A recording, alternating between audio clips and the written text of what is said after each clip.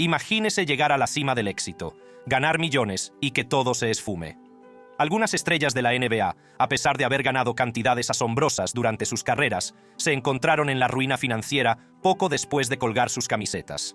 Estos jugadores se dieron la gran vida, tomaron decisiones arriesgadas y, en algunos casos, fueron víctimas de la mala suerte o de negocios turbios. Exploremos las disparatadas historias de cómo estas enormes fortunas desaparecieron casi tan rápido como se ganaron. Antoine Walker. Antoine Walker, conocido por su intrépido tiro, tenía fama en la NBA de no dejar nunca pasar un tiro. Con una estatura de 1,90 metros, que se considera baja para un ala pívot, Walker se las arregló para prosperar en la liga. Su estilo agresivo le definió como jugador. La persistencia y confianza de Walker le valieron una sólida carrera, sobre todo como 3 veces All-Star con los Boston Celtics. En su mejor momento, promedió unos impresionantes 23,4 puntos y 8,9 rebotes por partido. Su talento también ayudó a los Miami Heat a conquistar el campeonato de la NBA de 2006, en el que fue una pieza clave. Cuando terminó su etapa como jugador, Walker había ganado más de $108 millones. A pesar de sus inmensas ganancias, la caída financiera de Walker fue rápida y sorprendente. Solo un año después de ganar el campeonato con Miami, mientras intentaba prolongar su carrera con los Minnesota Timberwolves, Walker se declaró en quiebra. Perdió su fortuna en muy poco tiempo. Según Walker, la mayor parte de su colapso financiero se debió a una peligrosa combinación de malos hábitos de juego y problemas legales que se tradujeron en elevadas costas judiciales. Sus hábitos de gasto, unidos a malas inversiones, le dejaron en un profundo agujero financiero. Reconstruyó su vida y su carrera en un nuevo campo, convirtiéndose en un habitual de la programación de la ESPN sobre la NBA, donde ofrecía análisis y opiniones sobre el juego que una vez practicó. Sin embargo, la historia de Walker es solo el principio de muchas otras historias similares.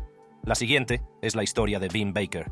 Vin Baker fue uno de los aleros más interesantes de la NBA en la década de 1990. Comenzó su carrera con los Milwaukee Bucks, donde rápidamente se convirtió en un jugador dominante y un All-Star perenne. Conocido por su poderío ofensivo, Baker promedió 21 puntos por partido y al menos 10 rebotes por encuentro en su mejor momento.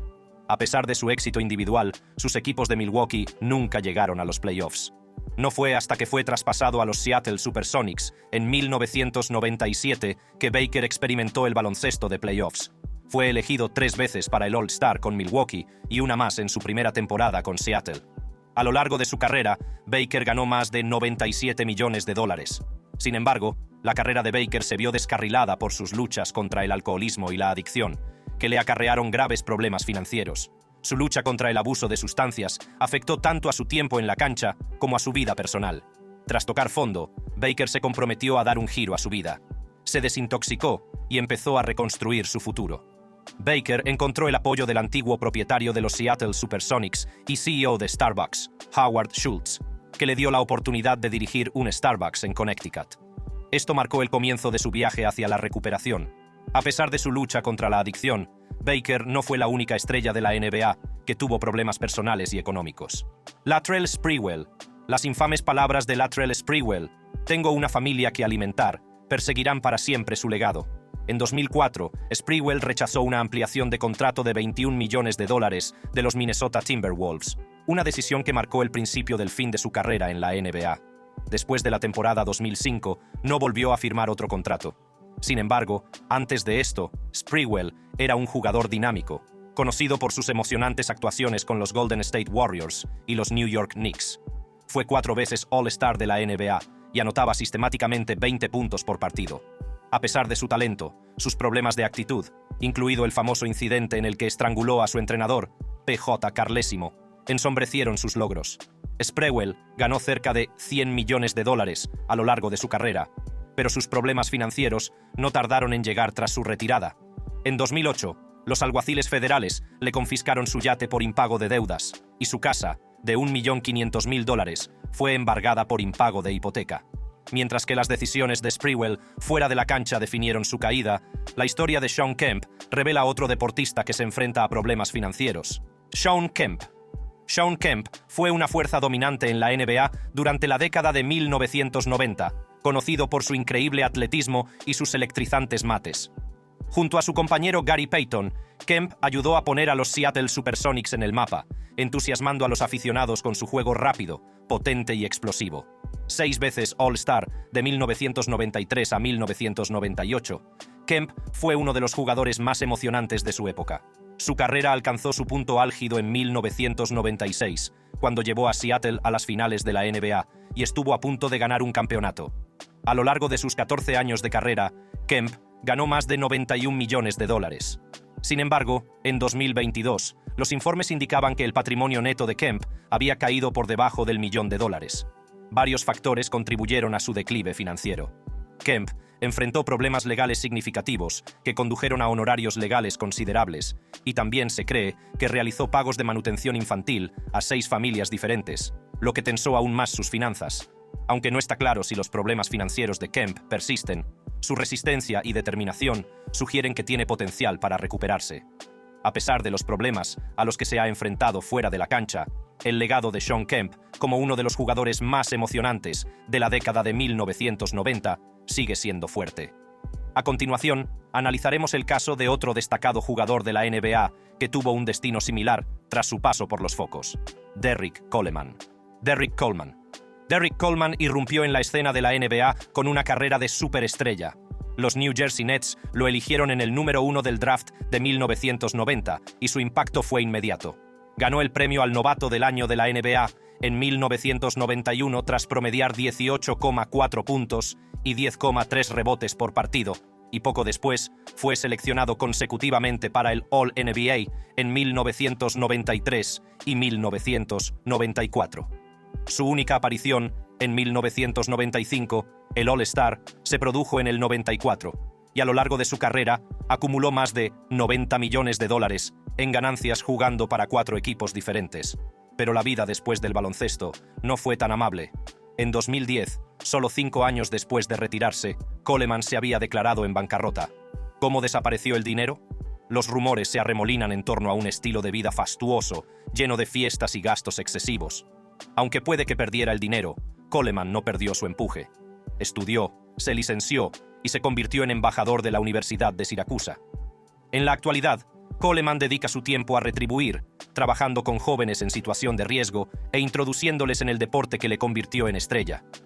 También es un activista en su ciudad natal, demostrando que, aunque los millones hayan desaparecido, el legado de marcar la diferencia permanece. Aunque Derrick Coleman utilizó su vida después del baloncesto para reconstruir y devolver, otro grande de la NBA también se enfrentó a reveses similares. La carrera de Larry Johnson fue igual de emocionante, pero su periplo tras la retirada dio un giro doloroso. Larry Johnson, conocido como Grandmama, era una fuerza a tener en cuenta en la NBA, hasta que los problemas de espalda truncaron su mejor momento. Tras dominar en la UNLV, fue fichado por los Charlotte Hornets, donde se convirtió en uno de los favoritos de la afición. Con su potente juego y su encantadora personalidad, Johnson se convirtió en 2 veces All-Star, con una media de 19,2 puntos y 9,2 rebotes por partido durante 5 temporadas. Más tarde fichó por los Knicks de Nueva York, donde los aficionados le adoraron igualmente, sobre todo después de anotar una de las jugadas de 4 puntos más famosas de la historia de la NBA. A lo largo de su carrera, Johnson ganó más de $80 millones. Por desgracia, la carrera de Johnson terminó antes de tiempo, a los 31 años, debido a lesiones crónicas de espalda, y la jubilación no le trató bien. Sus facturas médicas se acumularon, gracias a las costosas cirugías necesarias solo para mantenerlo en funcionamiento. En 2015, Johnson se declaró en bancarrota, sobre todo debido a las abrumadoras deudas de manutención de sus hijos. Solo a una mujer le debía $890.000 de manutención. En un movimiento desesperado, Johnson le ofreció su casa de California para saldar la deuda, y ella aceptó el trato. Sin embargo, la situación financiera de Johnson sigue siendo un misterio, pero su legado como Grandmama perdura para siempre. Mientras Larry Johnson luchaba por superar las consecuencias financieras de sus problemas médicos y legales, Glenn Rice también aprendió duras lecciones sobre la gestión del dinero. Glenn Rice, en su día un anotador letal y 3 veces All-Star de la NBA, parece haber desaparecido de la memoria de los aficionados al baloncesto, pero su juego era inolvidable. Conocido por sus grandes actuaciones con los Miami Heat y los Charlotte Hornets, Rice pasó sus primeros 6 años en South Beach, donde se convirtió rápidamente en uno de los mejores anotadores jóvenes de la liga. Cuando terminó su carrera con los Hornets, ya estaba entre los mejores del juego. Durante sus 3 temporadas en Charlotte, Rice promedió la impresionante cifra de 23,5 puntos por partido, alcanzando su punto álgido en 1997 con 26,8 ppg. A pesar de su éxito en la cancha, Rice tuvo problemas económicos debido a sus malas decisiones empresariales y a los elevados pagos de manutención de sus hijos. En un momento dado, las cosas se pusieron tan difíciles que solicitó a un tribunal que redujera sus pagos mensuales para poder hacer frente a sus gastos básicos.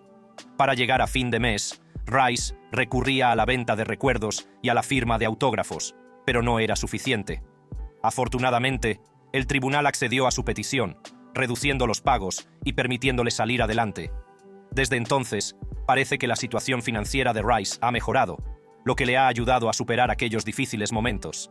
El siguiente es Kenny Anderson, que tuvo que hacer frente a sus propios problemas cuando terminó su carrera.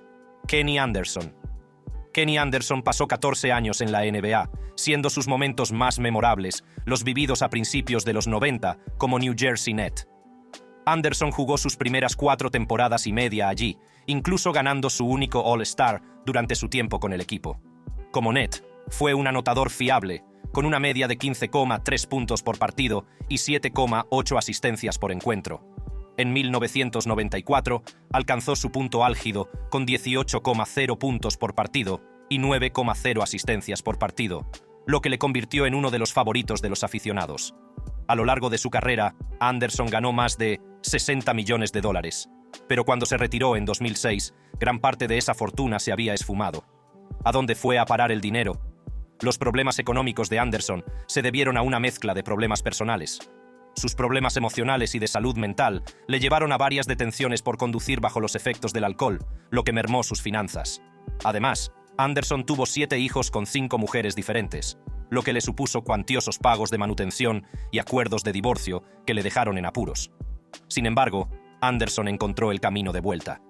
En 2017, publicó un documental titulado Mr. Chips, en el que compartía abiertamente sus luchas y su camino hacia la redención. En él mostraba cómo Anderson se recuperó del abismo y dio un giro a su vida. Al igual que Kenny Anderson encontró la redención al compartir su viaje, Darius Miles también estaba superando sus propios desafíos después del baloncesto, después de que una carrera plagada de lesiones acortara su tiempo en la cancha. Darius Miles dio en el clavo al entrar en la NBA nada más salir del instituto en 2001. Con todo el bombo y platillo que le rodeaba, aportó emoción a la cancha, pero nunca estuvo a la altura de las expectativas. Tuvo algunos momentos brillantes con los Clippers durante sus primeras temporadas, e incluso con etapas en Cleveland y Portland, pero las lesiones descarrilaron su trayectoria. Con solo 24 años, una lesión de rodilla en 2006 le dejó fuera de juego durante 2 temporadas. Cuando intentó regresar en 2009, Miles era una sombra de lo que había sido. A pesar de los contratiempos, consiguió ganar más de $61 millones antes de dejarlo a los 27 años. Sin embargo, sus decisiones financieras fueron tan juveniles como su entrada en la liga. En 2016, Miles se había declarado en bancarrota con $460.385 en activos, pero más de $1 millón en pasivos. Malos negocios inmobiliarios y otras aventuras empresariales provocaron su caída financiera. Por suerte, Miles se recuperó. Copresentó el popular podcast de baloncesto Knuckleheads con su antiguo compañero de equipo, Quentin Richardson. Junto con otras empresas, este nuevo capítulo le ayudó a reconstruir su situación financiera. Puede que Miles haya tenido sus altibajos, pero ha vuelto con fuerza fuera de la cancha. Al igual que Darius Miles encontró la manera de recuperarse, Christian Laettner, a pesar de ser una figura polarizada, tuvo sus propios tropiezos financieros tras su retirada, pero sigue siendo recordado por sus logros en la NBA. Christian Laettner. Aparte de ser el hombre más odiado de la Universidad de Duke, Christian Laettner tuvo una carrera bastante sólida en la NBA. Durante sus primeras 3 temporadas y media con los Minnesota Timberwolves, fue muy productivo, con una media de 17,2 puntos por partido y 8,1 rebotes por partido. Después pasó por Detroit y Atlanta. Con los Hawks, Laettner hizo su única aparición en el All-Star en 1997, con 18,1 puntos por partido y 8,8 rebotes por partido. A lo largo de su carrera, recaudó algo más de $60 millones.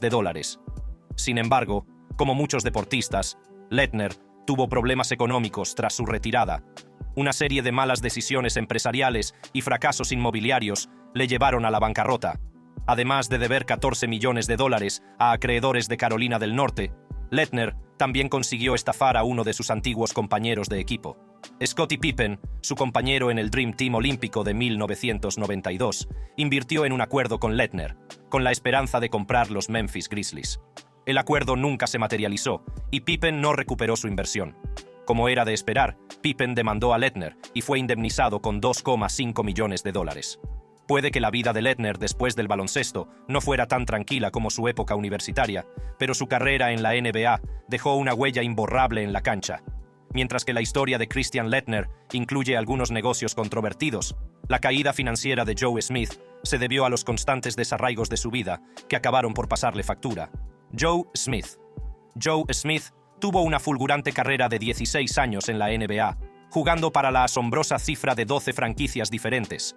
No exactamente lo que cabría esperar de la primera elección global de cualquier draft de la NBA. Su posición en el draft y su dilatada carrera le ayudaron a acumular unos ingresos de más de $60 millones. Smith empezó fuerte, con una media de 17.0 ppg durante sus 2 primeras temporadas y media con los Golden State Warriors, seguidas de etapas más productivas en Minnesota y Filadelfia. Sin embargo, aunque parezca mentira, sus frecuentes mudanzas se convirtieron en su perdición financiera. Smith confesó que compró una casa nueva en cada estado en el que jugó, lo que finalmente lo llevó a la ruina. En 2018, se encontró en la ruina, luchando por llegar a fin de mes. Por suerte para Smith, contó con la ayuda de la superestrella de la MLB Alex Rodríguez. A-Rod intervino y ayudó a Smith a encontrar estabilidad financiera a través de un reality show en el que participaba en ese momento. Puso a Smith en contacto con un asesor financiero que hizo maravillas, le ayudó a recuperarse y a hacer frente a sus deudas. Al igual que Joe Smith, Clifford Robinson, otro conocido jugador, también pasó apuros económicos al final de su carrera, pero se recuperó de una forma única. Clifford Robinson. Tío Cliffy, como se conocía cariñosamente a Clifford Robinson, tuvo un impacto significativo en los Portland Trail Blazers a principios de la década de 1990. Este alero de 1,90 metros de estatura era una máquina de anotar, con una media de 19,0 puntos por partido y 5,5 rebotes por partido durante 4 temporadas seguidas, de 1993 a 1987-1996. Su única participación en el All-Star fue en 1994 y en 1993 recibió el premio al sexto hombre del año de la NBA. Durante sus 8 temporadas con los Blazers, Robinson contribuyó de forma constante y no colgó las zapatillas hasta los 40 años.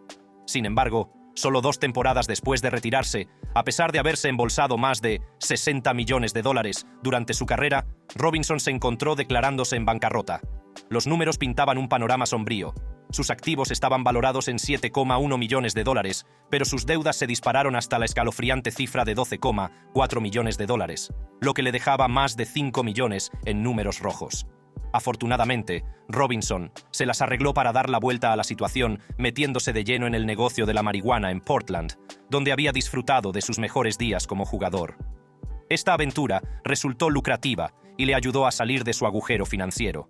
Lamentablemente, Robinson falleció en 2020 tras una valiente batalla contra un linfoma, dejando tras de sí un legado tanto dentro como fuera de la cancha. Puede que Clifford Robinson diera un giro a su vida con su negocio de marihuana, pero el viaje de Eric Williams fue aún más dramático. Eric Williams tuvo una sólida carrera de 12 años en la NBA que brilló más que muchos de sus predecesores en esta lista. En su segunda temporada con los Boston Celtics se mostró realmente prometedor, promediando 15.0 ppg y 4.6 rpg. Por desgracia, una lesión devastadora en su tercera temporada le impidió recuperar su antigua gloria. Puede que los aficionados lo recuerden por la inolvidable temporada que pasó junto a LeBron James, en la que mostró el potencial que entusiasmó a muchos de sus seguidores, pero fue solo un atisbo de lo que podría haber sido. Una década después de sus días en la NBA, Williams se enfrentó a una realidad diferente: la falta de hogar. Las cosas empeoraron cuando recibió una citación por un retraso de $24,000 en el pago de la pensión alimenticia. Parecía que el universo se había ensañado con él y que la vida le había lanzado una gran bola curva. Sin embargo, Williams se negó a que estos contratiempos le definieran. Gracias a su determinación y resistencia, consiguió recuperarse y salir de sus deudas. Aunque tuvo que enfrentarse a muchos retos, Williams demostró que incluso los obstáculos más difíciles pueden superarse con determinación y perseverancia. Al igual que Eric Williams luchó por salir de la indigencia, la historia de Mookie Blaylock dio un giro más oscuro, con el abuso de sustancias y un trágico incidente que alteró su vida para siempre. Mookie Blaylock. Antes de que Trae Young le robara el protagonismo, Mookie Blaylock era considerado el mejor base de la historia de los Atlanta Hawks. Blaylock deslumbró a los aficionados con sus habilidades en la cancha, ganando 2 títulos consecutivos de robos en 1997 y 1998 y consiguiendo su único puesto en el All-Star en 1994. Durante 7 temporadas con los Hawks, promedió 14.9 puntos por partido, 4.6 rebotes por partido y 7,3 APG y unos impresionantes 2,6 SPG, lo que le convirtió en el líder histórico de la franquicia en robos. Ver jugar a Mookie era emocionante, pero, como muchos atletas, se enfrentaba a sus propios demonios. En la última parte de su carrera, y después de colgar las zapatillas, Blaylock luchó contra el abuso de sustancias y el alcohol. Sus problemas afectaron a su economía, y gran parte de su dinero se esfumó en medio de batallas legales. La situación dio un giro trágico en 2013, cuando Blaylock se vio implicado en un accidente de tráfico mortal que se cobró la vida de una mujer y casi la suya propia. Este incidente acabó con los recursos económicos que le quedaban y le valió una dura condena de 15 años de cárcel. Afortunadamente, el tribunal redujo su condena a 3 años de cárcel, seguidos de 8 años de libertad condicional. La historia de Mookie sirve para recordar los retos a los que se enfrentan algunos deportistas fuera de la cancha. La caída en desgracia de Mookie Blaylock sirve de advertencia, pero no todos los problemas financieros de los jugadores de la NBA acaban de forma tan trágica. Por ejemplo, Dan Issel, cuyo legado en la cancha permaneció intacto a pesar de sus problemas económicos. Dan Issel fue una leyenda en la historia de los Denver Nuggets, ganándose sus galones como miembro del Basketball Hall of Famer y 7 veces NBA All-Star, además de 6 veces All-ABA Player. Pasó toda su carrera de 10 temporadas con los Nuggets, promediando unos impresionantes 20,7 puntos por partido. El impacto de Issel en la franquicia no se limitó a su etapa como jugador. Más tarde se convirtió en entrenador jefe del equipo y asumió funciones ejecutivas. Sin embargo, fuera del baloncesto, las aventuras de Issel resultaron ser su kriptonita. A principios de la década de 2000, su incursión en el mundo de los negocios no salió según lo planeado, y en 2009 se declaró en bancarrota. Los informes revelaron que Issel debía más de $4,5 millones a 34 acreedores diferentes. Una situación que le causó una gran vergüenza.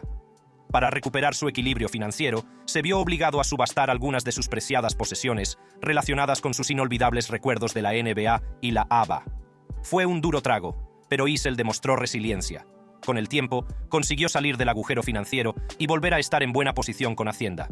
Hoy en día, el legado de Dan Issel como jugador permanece intacto y sirve como recordatorio de que incluso los mejores pueden enfrentarse a retos fuera de la cancha. A continuación, hablaremos de Randy Brown, cuyo periplo tras la jubilación también tuvo sus dificultades. Randy Brown, un auténtico journeyman de la NBA, fue más conocido por su paso por los Chicago Bulls de 1995 a 2000. Aunque rara vez iluminó el marcador, nunca promedió más de 9 puntos por partido o 3,5 rebotes por partido. Sus habilidades defensivas eran su carta de presentación. Brown salía del banquillo para frenar a los escoltas rivales cuando las estrellas de los Bulls necesitaban un respiro.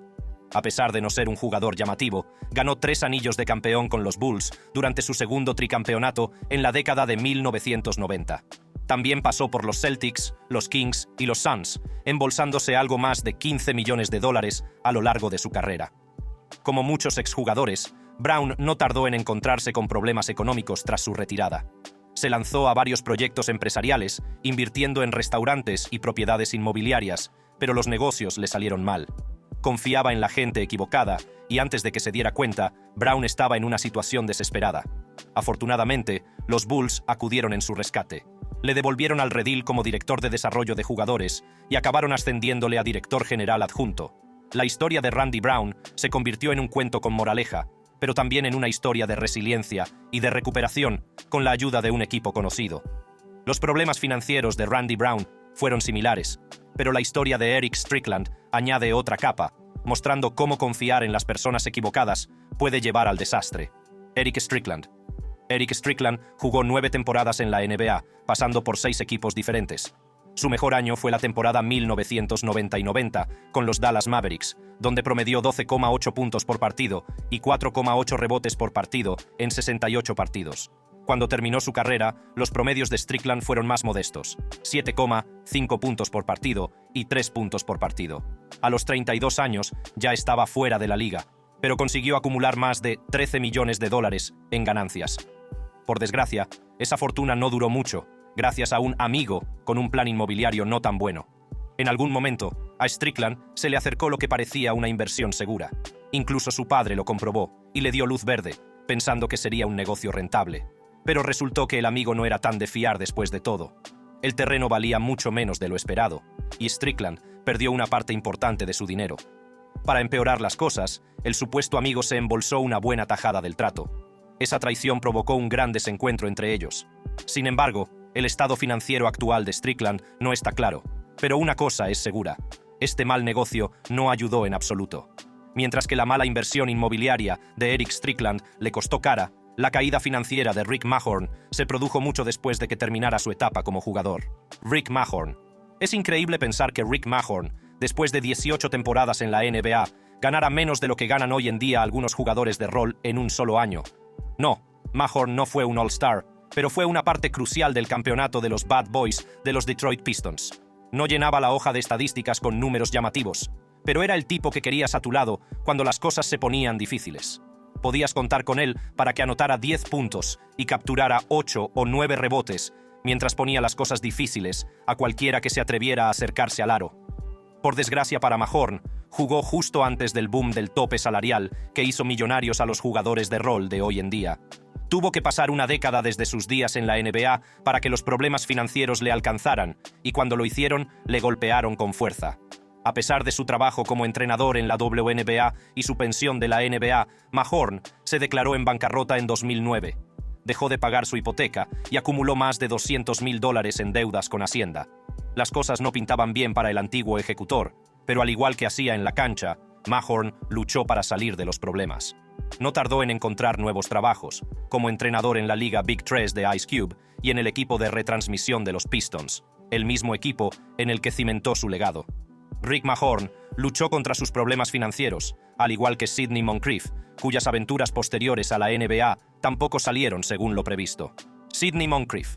Sidney Moncrief, 5 veces All-Star de la NBA y uno de los mejores escoltas de la liga en la década de 1980, era una fuerza absoluta en la cancha. Sobre todo con los Milwaukee Bucks, hizo historia como el primer jugador defensivo del año y volvió a ganar el premio la temporada siguiente, convirtiéndose en el único escolta que lo ha ganado 2 veces. A lo largo de sus 11 años de carrera, Moncrief ganó unos $7,2 millones, lo que hoy en día parece calderilla para alguien de su calibre. Pero después de su época de jugador, las cosas se torcieron. Moncrief hizo sus pinitos como empresario y entrenador, abrió un concesionario de coches en Arkansas, su estado natal, y consiguió un puesto de entrenador asistente en los Dallas Mavericks. A pesar de lo que parecían prometedores proyectos, la tormenta financiera se abatió sobre él, y en 2005, Moncrief tuvo que declararse en quiebra. Su lista de acreedores incluía concesionarios de coches, los Mavs, un banco e incluso un periódico local. No se sabe exactamente cómo se descarrilaron las cosas, pero le dejaron en una situación difícil. Sin embargo, Moncrief no era de los que se quedaban abajo mucho tiempo. Se las arregló para salir de sus problemas financieros y más tarde tuvo éxito como analista de Fox Sports y como entrenador de los Fort Worth Flyers de la G-League de la NBA. Sidney Moncrief acabó recuperándose, pero la historia de Ray Williams dio un giro mucho más sombrío, llevándole a la indigencia antes de una breve redención. Ray Williams. Ray Williams pasó 9 años en la NBA, saltando entre 6 franquicias diferentes, pero cuando estaba en su mejor momento, era una fuerza absoluta. A principios de la década de 1980, Williams alcanzó su punto álgido con los Knicks y los Nets, promediando 20 puntos, 5 rebotes y 6 asistencias por partido. Aunque nunca llegó a jugar un partido del All-Star, había noches en las que Williams era imparable, un cubo andante que podía hacerse con el partido en un instante. Por desgracia, su vida fuera de la cancha no tuvo los mismos momentos destacados. Tras retirarse en 1987, las cosas no tardaron en ir cuesta abajo. Solicitó su pensión de la NBA y le concedieron $200,000, pero el dinero desapareció más rápido de lo que llegó. Una estafa inmobiliaria le dejó sin fondos, y en poco tiempo, Williams se encontró viviendo en un coche aparcado frente a la casa de un amigo en Boston. En 2011, el Boston Globe publicó un reportaje sobre su desesperada situación, y antiguos compañeros de equipo de los Celtics, conmovidos por sus problemas, intervinieron para ayudar. Ayudaron a Williams a conseguir un trabajo como especialista en recreación en Mount Vernon, Nueva York, dándole una oportunidad de reconstruir su vida. Trágicamente, la historia del regreso de Williams se truncó. En 2013, a la edad de 58 años, falleció tras una batalla contra el cáncer de colon. Aunque su vida dio algunos giros duros, Williams dejó tras de sí un legado de resiliencia y el recuerdo de sus explosivas actuaciones en la NBA.